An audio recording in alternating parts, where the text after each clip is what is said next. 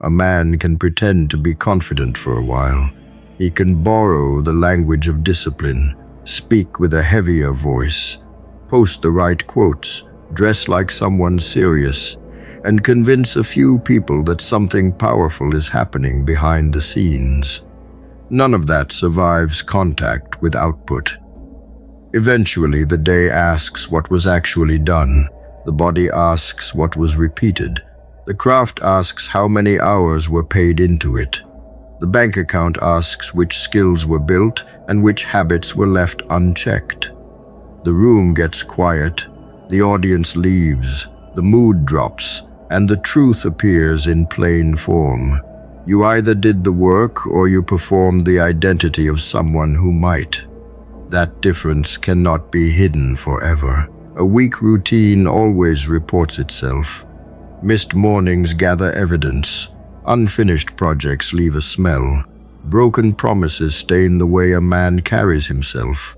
People may not know the exact details, but they sense when the foundation is hollow.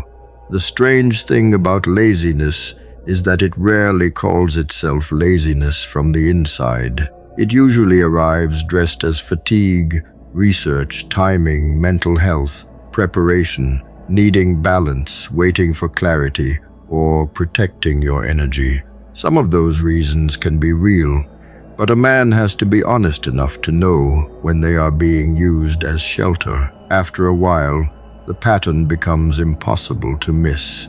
The same task gets pushed back. The same excuse arrives at the same hour. The same burst of motivation disappears before the same uncomfortable part. The same dream remains untouched, while the same distractions keep getting fed. This is where self-respect starts to rot, not because you failed once, but because you watched yourself negotiate with the same weakness so many times that your own words stopped sounding serious. A man can lie to other people with skill. Lying to himself costs more. It makes his confidence soft, because somewhere inside, a witness remembers every private surrender. Real effort has a texture. It leaves traces that cannot be manufactured. A person who has been training moves differently. A person who has been writing thinks differently. Someone who has spent months learning a hard skill speaks with less fantasy and more precision. Consistent effort changes the eyes, the patience, the tolerance for discomfort, even the way a man handles setbacks. Pretending cannot create that. Pretending can copy the surface for a short time, but it cannot copy the quiet certainty that comes from repeated contact with difficulty. The serious man does not need to announce that he has been working. His life starts giving him away. He becomes less dramatic because the work has humbled him. He becomes less impressed by talk because he knows what talk costs compared to execution. He stops needing to convince people that he is dangerous because the evidence begins doing that for him. Slowly, without asking permission, Aristotle understood something modern. Self-improvement keeps trying to make complicated. Excellence is not an event inside your personality.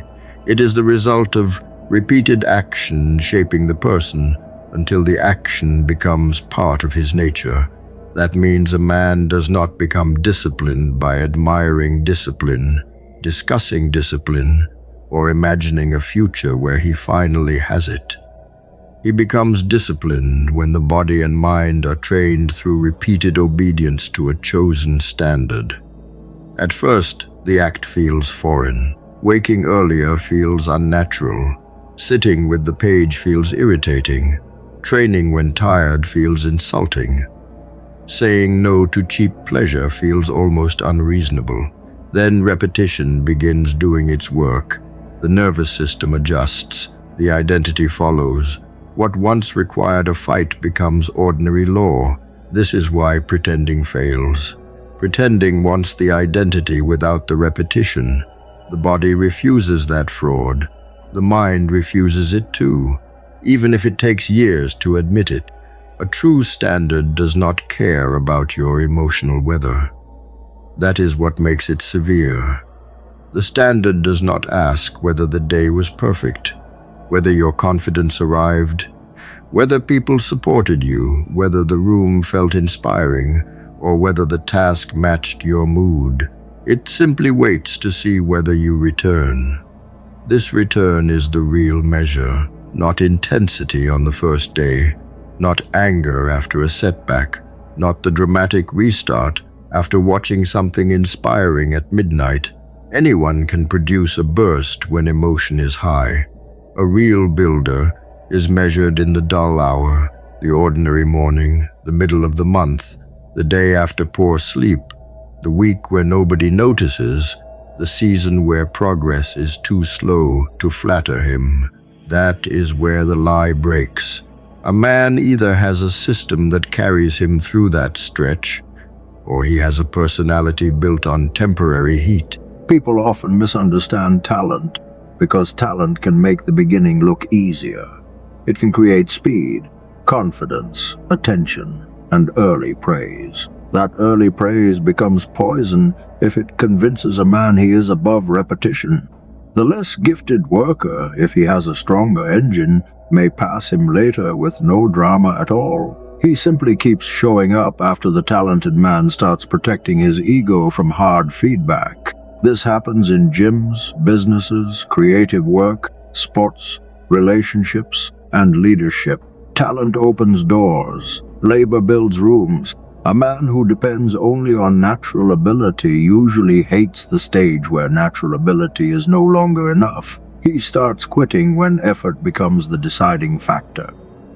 Another man, less impressive at first, becomes dangerous because he learned to survive being ordinary long enough to become skilled. That is a rare kind of patience. It is also the kind that cannot be faked. A man with a real engine does not treat small tasks as beneath him, understands that the way he handles the ordinary reveals whether he can be trusted with the larger burden. The sloppy message, the delayed workout, the careless spending, the half-finished project, the room left in disorder, the promise made too quickly and forgotten too easily. These are not random details. They are reports from the inner government. If the small things keep showing poor command, the large dream has no stable place to land. This is not about becoming obsessive over perfection. Perfection can become another excuse. The point is cleaner than that. A man should be able to look at his daily behavior and see that it belongs to the future he claims. If the daily evidence keeps contradicting the dream is not being built. It is being used as decoration. The practical correction begins by making effort visible to yourself before expecting anyone else to respect it. Track what matters, not forever in some neurotic way, but long enough to remove the fog. Count the sessions, the hours, the pages, the calls, the applications, the meals controlled, the money kept, the days without the habit that keeps defeating you. Numbers are useful because they do not care about your story. They will not be impressed by how much you intended, how deeply you felt, or how badly you wanted change. They show whether the standard entered the day. Once the evidence is in front of you, self-deception becomes harder. A man who says he works hard may discover that he only thinks about working hard. Good. That discovery hurts, but it gives him the first clean target. Increase the evidence. Make the claim true. The next step is reducing the gap between decision and movement. A poor engine needs long negotiations before starting. A strong one turns over quickly. When the task is chosen, begin before the mind builds a courtroom around it. Open the file. Put on the shoes. Send the first message. Start the timer. Lift the first weight. Read the first page.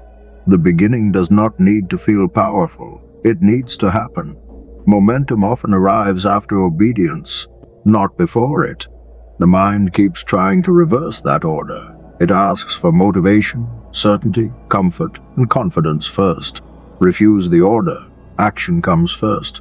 Feeling can catch up later if it wants. This is how a man trains himself out of softness. He stops treating resistance like a command and starts treating it like background noise from an old system losing power.